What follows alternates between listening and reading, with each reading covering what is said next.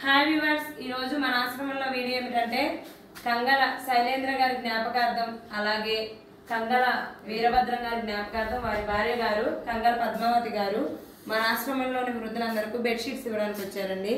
జ్ఞాపకార్థం కాబట్టి అందరూ ఒకసారి మౌనం పాటించండి.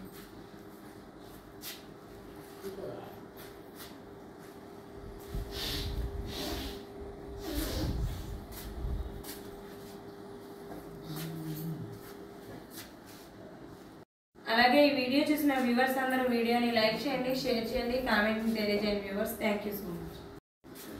ఫొటోస్ తీయండి. ఫొటోస్ తీసి పంపించాలి. ఫొటోస్